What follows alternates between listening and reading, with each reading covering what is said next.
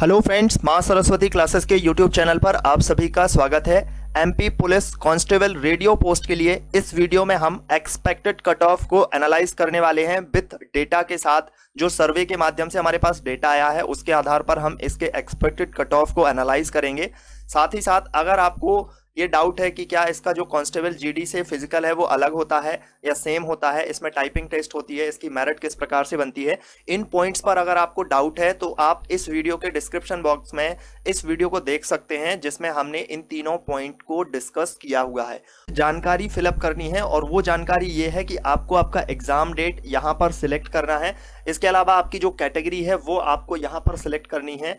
इसके बाद paper first में जो भी आपके मार्क्स आए हुए हैं उसमें आपको सिलेक्ट करना है। इसके अलावा पेपर 2 में जो भी आपके मार्क्स आए हुए हैं उसको आपको सेलेक्ट करके यहाँ पर सबमिट कर देना है, क्योंकि अभी हमारे पास जो भी डेटा आया हुआ है वो बहुत ही कम है। उस डेटा के आधार पर हम यहाँ पर आपको एक्सपेक्टेड कट ऑफ बता रहे हैं, लेकिन अगर हमारे पास ज़्यादा से ज़्यादा डेटा आता है तो उससे और अच्छी एक्यूरेसी हो सकती है, उससे और नियर अबाउट हम कट ऑफ के आसपास आ सकते हैं। तो इसके लिए आपको इस वीडियो को ज़्यादा से ज़्यादा शेयर करना होगा उन स्टूडेंट्स तक जो रेडियो के एग्जाम में अपीयर हुए हैं, या आप अगर इस वीडियो को नहीं शेयर करना चाहते तो एटलीस्ट आप इस फॉर्म की लिंक को जरूर शेयर कर दीजिएगा, और इस फॉर्म की लिंक आपको इस वीडियो के डिस्क्रिप्शन बॉक्स में मिल जाएगी। तो जितनी ज़्यादा हमारे पास एंट्री आएगी, जितना ज़्यादा हमारे पास रिस्पॉन्स आएगा, उसके आधार पर हम और उतना ही बिल्कुल कट ऑफ को क्लैरिफाई कर पाएंगे, बिल्कुल उसके एक्यूरेसी तक पहुंच पाएंगे। सो आप प्लीज इस फॉर्म को ज्यादा से ज्यादा स्टूडेंट्स तक जरूर सबमिट कर दीजिएगा, शेयर कर दीजिएगा। सो यहाँ पर अब हम बात करते हैं जो भी हमारे पास रिस्पॉन्स आया है उसके आधार पर हम बात करेंगे। तो जो रिस्पॉन्स है वो आप देख सकते हैं बहुत ही कम है, 73 कैंडिडेट की तरफ से हमारे पास रिस्पांस दिया गया है, और हम इसी डेटा के आधार पर आपको ये कट ऑफ बता रहे हैं। तो यहाँ पर बहुत कम रिस्पांस होने की वजह से ये कट ऑफ जो है वो उतना एक्यूरेट नहीं हो सकता है। सो आपको ज़्यादा से ज़्यादा रिस्पांस दिलाना है, वो फॉर्म के माध्यम से आएंगे। अब हम यहाँ पर बात करते हैं तो एग्जाम डेट है वो आप देख सकते हैं, इस तरीके से हमारे पास एग्जाम डेट थी। कैटेगरी आप देख सकते हैं कौन कौन कैटेगरी में। अब यहाँ पर हम पेपर फर्स्ट की बात कर लेते हैं। पेपर फर्स्ट जो कि नॉन टेक्निकल था, जो कि सभी के लिए कंपलसरी पेपर था, और यहाँ पर अगर आप एक चीज नोटिस करेंगे तो वो आप देखेंगे कि जो एवरेज मार्क्स हैं, जो एक रेंज बनती है, कोई भी एग्जाम होता है ना तो उसमें एक रेंज बन जाती है। रेंज का मतलब आप समझ गए कि बहुत सारे स्टूडेंट्स के जो मार्क्स हैं वो उसी रेंज के अंतर्गत ही आते हैं। जैसे कि अगर आप इस एग्जाम की बात करें, जो पुलिस का एग्जाम यहाँ पर अभी कंडक्ट हुआ है उसके पेपर फर्स्ट की बात करें, और इस प्रकार से जो डेटा हमारे पास आया है उसके आधार पर हम बात कर रहे हैं, तो जो रेंज यहाँ पर बन रही है ना, आप देख पा रहे होंगे कि 9.6% जो स्टूडेंट हैं वो 7 स्टूडेंट हैं, 9.6% जो स्टूडेंट है वो 7 फिर से यहाँ पर हैं जो कि 66 से लेकर के 67 तक हैं। 15.1 जो स्टूडेंट्स हैं वो 68 से 69 तक हैं। इसके अलावा यहाँ पर आप तो ये हाफ सर्किल को देख लीजिएगा, यहाँ से लेकर के जो नीचे वाला हाफ सर्किल है ना, वो अगर आप देखेंगे तो 60 से लेकर के यहां पर ये 60 से लेकर के 70 के आसपास एक रेंज बन रही है। 60 से लेकर के 70 के आसपास रेंज बन रही है। तो रेंज का मतलब क्या होता है? देखिए, रेंज का सीधा सा मतलब होता है कि जो रेंज बनती है ना, रेंज से थोड़ा सा ऊपर ही कट ऑफ होता है, और ज्यादा नहीं होता है, वो 1-2 नंबर ज्यादा ही होता है कट ऑफ। यानी कि आपको करना क्या होता है कि जो आपको कोई भी एग्जाम का कट ऑफ अगर क्लियर करना है तो उसमें आपको जो एवरेज मार्क्स आ रहे हैं, जो एक रेंज में मार्क्स आ रहे हैं ना, अब यहाँ पर आप सर्कल में देखें तो 50% स्टूडेंट्स के जो मार्क्स हैं वो 60 से लेकर के 70 मार्क्स तक आ रहे हैं। ठीक है, तो आपको कट ऑफ को क्लियर करने के लिए रेंज से थोड़ा सा ज्यादा मार्क्स लाना होता है, और फाइनल सिलेक्शन के लिए आपको रेंज से जो आप कट ऑफ में मार्क्स आए हैं उसके बाद 2-4 मार्क्स और ज्यादा आपको लाने होते हैं। तो यहाँ अभी हम जो डेटा है उसके आधार पर हम फिजिकल कॉल के लिए आपको एक्सपेक्टेड कट ऑफ बता रहे हैं। तो पेपर फर्स्ट की बात करें तो यहां से हमारे पास एक जो कह सकते हैं कि जो कंक्लूजन निकल के आता है वो ये है कि 50% स्टूडेंट यानी कि आधे स्टूडेंट एक रेंज में है, और वो रेंज है 60 से लेकर के 70 मार्क। क्लियर। इसके बाद हम पेपर 2 की बात करते हैं। पेपर 2 जो कि टेक्निकल था। अब पेपर 2 में अगर आप यहाँ पर एक रेंज को देखेंगे, ये हाफ सर्कल देखेंगे, तो यहाँ पर भी आपके 49 से लेकर के 40-42 इस तरीके से मार्क्स दिख रहे हैं आपको। तो जो रेंज बन रही है वो 40 से लेकर के यहाँ पर रेंज बन रही है 50 मार्क्स तक। यानी कि पेपर 2 में जो एवरेज मार्क्स आ रहे हैं वो 40 से लेकर के 50 तक आ रहे हैं। 40 से 50 तक ऐसे बच्चे हैं जो कि आधे स्टूडेंट हैं, आधे का मतलब 50% स्टूडेंट हैं जो कि इस एग्जाम में अपीयर हुए हैं, और उनके मार्क्स 40 से लेकर के 50 तक हैं। अब इसका मेरिट किस प्रकार से बनेगा उसको हम इसके पहले वाली वीडियो में डिस्कस कर चुके हैं। यहाँ पर जो हमारे पास डेटा आया है उसको हम यहाँ पर समराइज कर लेते हैं, उसके बाद और अच्छे से क्लियरिटी आपको दिखेगी कि जो कट ऑफ है वो क्या हो सकता है। ठीक है, तो जो 12 फरवरी को एग्जाम था उसमें जो स्टूडेंट ने हमारे पास रिस्पांस दिया है उसमें 16 स्टूडेंट ने हमारे पास रिस्पांस दिया है, जिनमें पेपर फर्स्ट में जो एवरेज स्कोर आ रहा है वो 63 आ रहा है। 63 मार्क्स जो है वो पेपर फर्स्ट की बात कर रहे हैं अभी हम, वो 63 है। पेपर टू की अगर बात करें तो उसका एवरेज स्कोर जो आ रहा है वो 50 आ रहा है।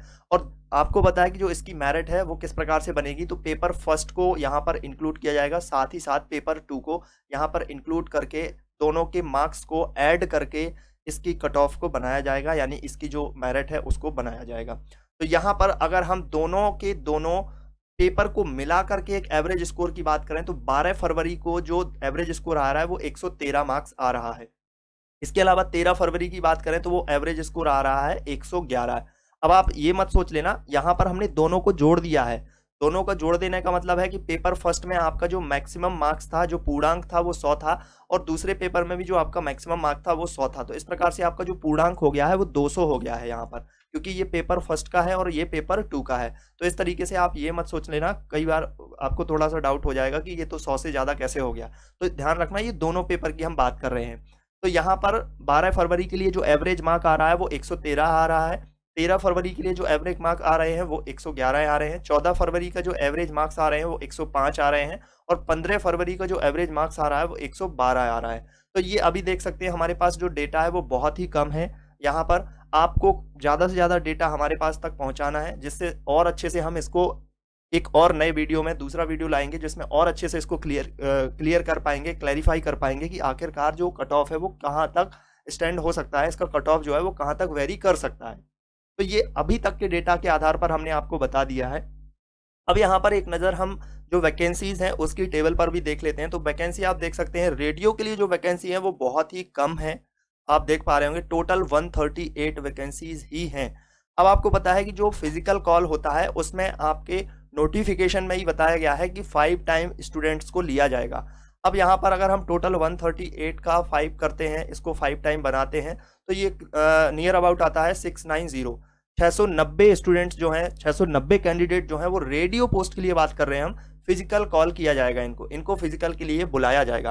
अब कई बार होता क्या है कि एक ही स्टूडेंट्स के जो मार्क्स हैं, यानी कि एक सेम मार्क्स पड़ जाते हैं। जैसे मान लीजिएगा यहाँ पर 5 स्टूडेंट हैं, A B C D E, इस तरीके से 5 स्टूडेंट्स हैं और इनके जो मार्क्स हैं, मान लीजिएगा हम यहाँ पर एक एग्जाम्पल के तौर पे देख रहे हैं कि कोई एग्जाम होता है, उसमें यहाँ पर मान लीजिएगा इनका 120 है, इनका भी 120 है, इनका भी 120 हो रहा है, इनका भी 120 और इनका भी 120 हो रहा है। दोनों पेपर को मिला के बात कर रहे हैं तो आउट ऑफ 200 में ये हम काउंटिंग कर रहे हैं। तो मान लीजिएगा यहाँ पर जो कट ऑफ है वो 120 ही गया है, 120 ही गया है। तो अब यहाँ पर किस स्टूडेंट को लिया जाएगा, तो यहाँ पर सभी स्टूडेंट्स को ले लिया जाएगा, क्योंकि ये फिजिकल है, फाइनल यहाँ पर नहीं है, क्योंकि ये किसके लिए है, फिजिकल के लिए है। तो यहाँ पर इसको भी ले लिया जाएगा, इसको भी ले लिया जाएगा, इसको भी, इसको भी, इसको भी। तो जहां पर एक स्टूडेंट आना था वहां पर अब 5 स्टूडेंट आ रहे हैं और ज्यादा बढ़ चुके हैं। तो यहाँ पर मान लेते हैं कि 690 की जगह जो आपके स्टूडेंट हैं वो टोटल फिजिकल कॉल के लिए 800 स्टूडेंट हो जाएंगे। क्यों? क्योंकि सेम नंबर होंगे तो सेम नंबर वाले सभी स्टूडेंट्स को उसमें इंक्लूड किया जाएगा। तो 800 बच्चे यहाँ पर फिजिकल कॉल के लिए बुलाए जाएंगे। अब फिजिकल कॉल के लिए यहाँ पर बुलाए जाएंगे, आप अपनी कैटेगरी के हिसाब से और जो भी आपका कैटेगरी है, जो भी आप मेल फीमेल जिस भी कैटेगरी में आ रहे हैं, जनरल में आ रहे हैं, ओबीसी में आ रहे हैं, वो आप अपने हिसाब से देख सकते हैं, उसका 5 टाइम मल्टीपल कर सकते हैं, अपने हिसाब से कर लीजिएगा, उसमें देख लीजिएगा कि कितना स्टूडेंट्स बन रहे हैं। अब यहाँ पर हम अगर इसके एक्सपेक्टेड कट ऑफ की बात कर लें तो अभी हमने देखा था कि जो हमारे पास एवरेज मार्क्स आ रहे थे वो 113 नंबर आ रहे थे। एवरेज मार्क्स हमने बताया है कि एवरेज मार्क्स होता क्या है, जिसमें एक रेंज बनती है और 50% स्टूडेंट्स इन्हीं मार्क्स के आसपास रहते हैं। तो इस प्रकार से 50% ऐसे स्टूडेंट्स हैं जिनके पेपर फर्स्ट और पेपर टू दोनों में मिलाकर के 113 मार्क्स हैं। अब ऐसा भी हो सकता है कि पेपर फर्स्ट में मान लीजिएगा किसी के जो मार्क्स हैं वो 60 हैं और फिर यहाँ पर किसी के मार्क्स जो है वो 53 है।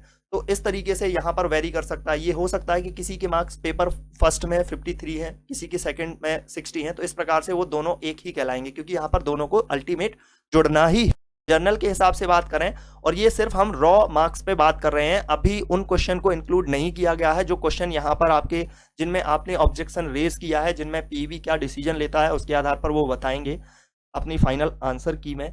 इसके बाद नॉर्मलाइजेशन में क्या मार्क्स इंक्रीज होगा या कम होगा, बढ़ेगा घटेगा, क्या भी होगा, वो हमें जब इसका रिजल्ट आएगा उसी टाइम पे पता चलेगा। लेकिन मैं आपको एक थोड़ा सा पॉइंट ऑफ व्यू बता सकता हूँ कि व्यापम में क्या होता है, पीवी में होता क्या है कि 5 मार्क्स बढ़ सकते हैं या 5 मार्क्स घट भी सकते हैं। ये 5 से ज़्यादा इसमें चांस नहीं होता है, क्योंकि ये इतनी बड़ी और बड़ा कोई सेंट्रल एग्जाम नहीं है जिसमें बहुत ज़्यादा जो नॉर्मलाइजेशन में मार्क्स हैं वो वेरी कर सकते हैं। तो यहाँ पर 5 से लेकर के 8 मार्क्स तक ऐसा वेरिएशन हो सकता है, इससे ज़्यादा होने के चांसेस नहीं है।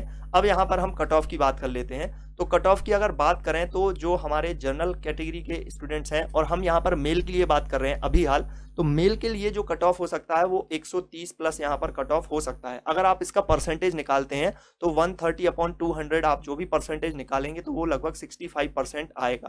क्या आपको लगता नहीं है कि दोनों मार्क्स में मिलाकर के, दोनों पेपर में मिलाकर के 65% जो कट ऑफ है वो पॉसिबल हो सकता है? तो ये मैं अपना अनुमान बता रहा हूँ, इससे वेरी भी कर सकता है ये कट ऑफ। इसके बाद हम ओबीसी की बात करते हैं, तो ओबीसी के लिए जो कट ऑफ है वो 122 नंबर हो सकता है, 122 प्लस हो सकता है। वहीं अगर हम एससी की बात करें तो एससी का जो कट ऑफ है 110 प्लस हो सकता है। एसटी की बात करें तो ये कट ऑफ जो है वो 100 प्लस हो सकता है। अब रही बात ईडब्ल्यूएस की, तो देखिए ईडब्ल्यूएस पहली बार ये कैटेगरी यहाँ पर ऐड हो रही है और इसके लिए कुछ बता पाना ज़्यादा पॉसिबल नहीं है, तो इसको आप ओबीसी के नियर अबाउट ही मान सकते हैं, इससे 1-2 नंबर कम ही रहते हैं। तो यहाँ पर जो ईडब्ल्यूएस है उसके लिए जो कैटेगरी है उसके लिए जो कट ऑफ हो सकता है वो 120 प्लस मार्क्स यहाँ पर रहने के चांसेस हैं। ध्यान रखना ये हम दोनों पेपर को मिला करके स्कोर के आधार पर बता रहे हैं। तो यहाँ पर फीमेल के लिए अगर अनरिजर्व की बात करें तो वो फीमेल कैंडिडेट के लिए 110 प्लस हो सकता है। वहीं अगर हम ओबीसी की बात करें तो ये यहाँ पर 100 प्लस हो सकता है। एससी की अगर बात की जाए तो ये 95 प्लस हो सकता है। वहीं पे अगर हम बात करें एसटी की तो वो 90 प्लस हो सकता है। ईडब्ल्यूएस की बात की जाए तो वो ओबीसी के आसपास ही हो सकता है, तो यहाँ पर आप मान सकते हैं कि 98 के समथिंग ये फीमेल कैंडिडेट जो हैं वो रेडियो पोस्ट के लिए उनके दोनों पेपर के मार्क्स को मिला करके इस तरीके से जो कट ऑफ है उसकी रेंज यहाँ पर बन सकती है। आपके अनुसार क्या कट ऑफ हो सकता है, उसका रीज़न क्या हो सकता है, वो भी आप हमें बता सकते हैं कमेंट बॉक्स में। तो प्लीज़ आप कमेंट बॉक्स में अपनी जो भी आपकी सजेशंस हैं, जो भी आपकी राय है वो आप ज़रूर बताइएगा, और उस फॉर्म को ज़रूर फिल कीजिएगा जो मैंने आपको डिस्क्रिप्शन बॉक्स में दिया है, क्योंकि जितना ज़्यादा हमारे पास रिस्पॉन्स आ जाएगा उसके बाद हम उतना ही क्लियर कट ऑफ के आसपास आ जाएंगे। और आई एम श्योर कि जितना ज़्यादा डेटा आएगा तो उससे हम कट ऑफ जो ओरिजिनल कट ऑफ होगा उसके 1-2 मार्क्स के आसपास ज़रूर हम आ जाएंगे, तो 90% तक हम एक्यूरेसी तक आ जाएंगे। सो आप ज़रूर उस फॉर्म को ज़्यादा से ज़्यादा स्टूडेंट्स तक शेयर ज़रूर कीजिएगा। सो अगर आप चैनल पर नए हैं, चैनल को सब्सक्राइब कर लेना, नोटिफिकेशन बेल आइकन को भी प्रेस कर देना, वीडियो को लाइक शेयर ज़रूर करना। So thank you for watching.